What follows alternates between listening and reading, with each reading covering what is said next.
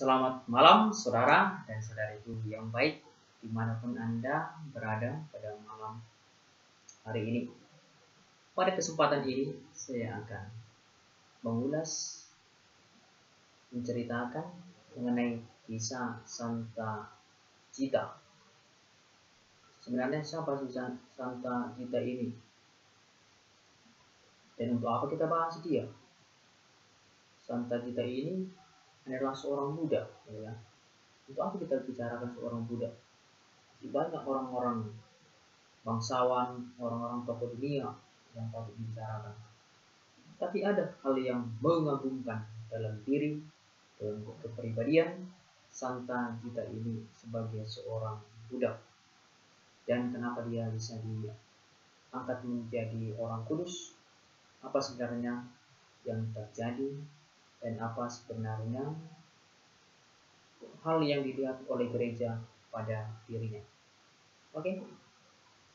Sebelum kita memasuki cara hidup Santa Gita, perlu kita ketahui sedikit tentang latar belakangnya. Gita lahir di Sagrati, Italia pada tahun 1212. Di situ dia lahir di Italia. Pada umur 12 tahun dia telah menjadi budak di keluarga Fatinelli. Selama dia menjadi budak di keluarga Fatinelli, dia sering diperlakukan tidak adil. Memang begitulah eksistensi budak, ya. Kita lihat baik di negara kita maupun di luar negeri, ya. Seringkali kita dengar di berita-berita para budak mengalami tekanan psikis, fisik, bahkan pelecehan seksual, ya.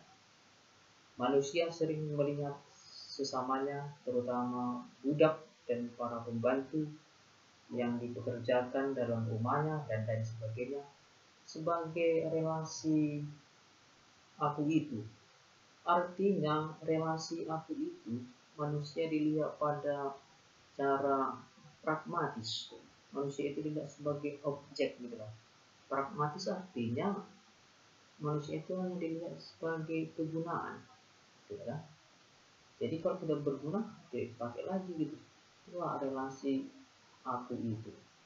Tetapi mari kita bangun dalam kehidupan kita sehari-hari relasi aku engkau. Artinya relasi aku engkau ini subjek dan subjek. Di situ ada cinta kasih timbal balik.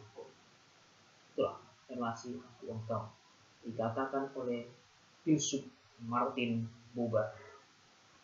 Mari kita terapkan relasi aku engkau, siapapun dia, baik dia budak, baik dia orang berpangkat, kita perlakukan setiap manusia itu sesuai dengan eksistensinya, sesuai dengan semestinya, karena dia adalah secitra dengan kita, karena dia adalah citra Allah itu sendiri.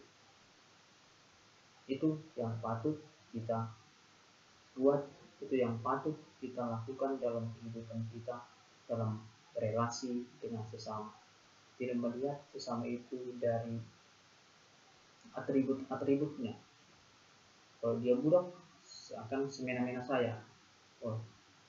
Seakan semena-mena saya untuk memperlakukan dia bagaimana mau saya. Itu tidak baik, ya.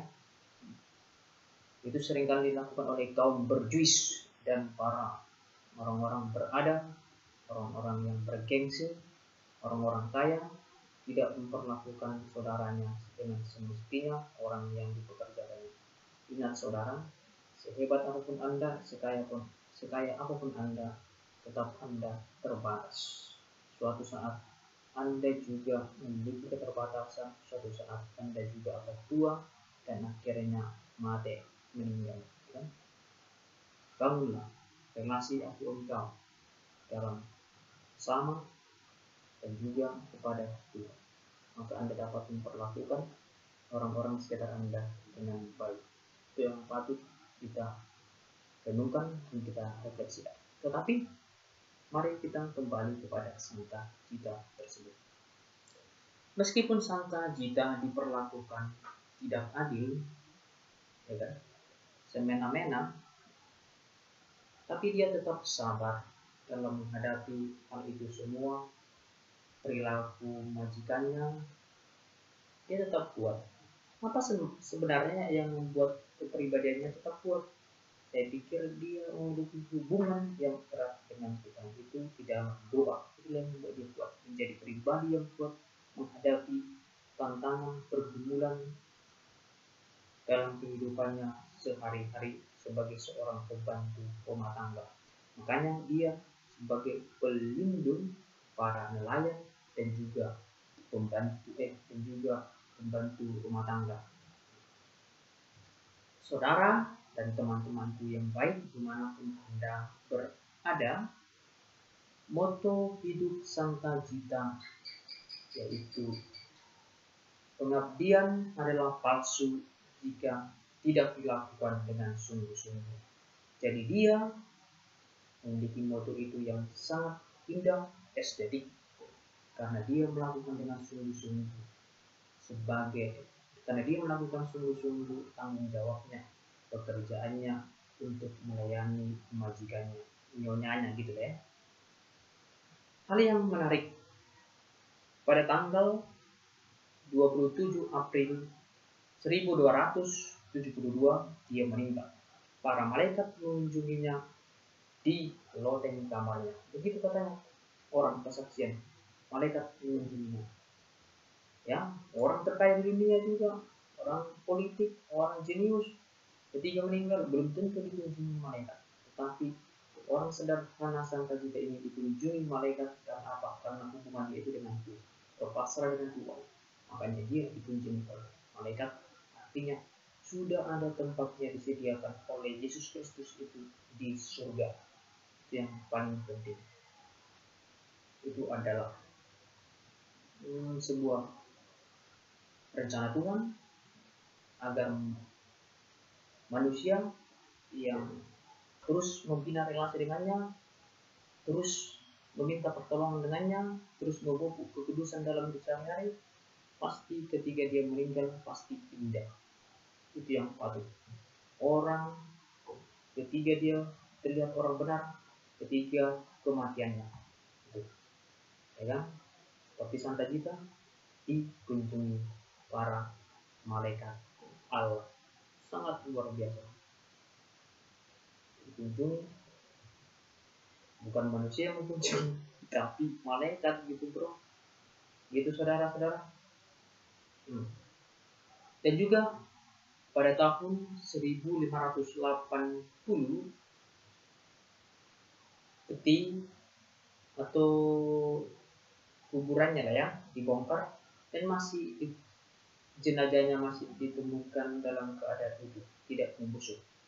Itulah ya, dalam gereja Katolik itu memang orang-orang kudus itu banyak tidak busuk jenazahnya. Itu kan apa? Karena relasinya dengan Tuhan begitu mengagumkan di dalam doa dan di dalam keheningan hidupnya.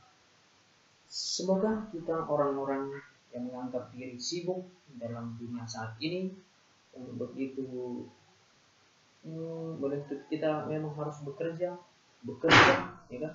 Seperti dikatakan oleh Yusuf Al-Maks, manusia itu adalah eksistensinya sebagai makhluk pekerja. Tapi meskipun kita bekerja, jangan kita melupakan saat berdua dengan Sang Pencipta di dalam doa dan keheningan.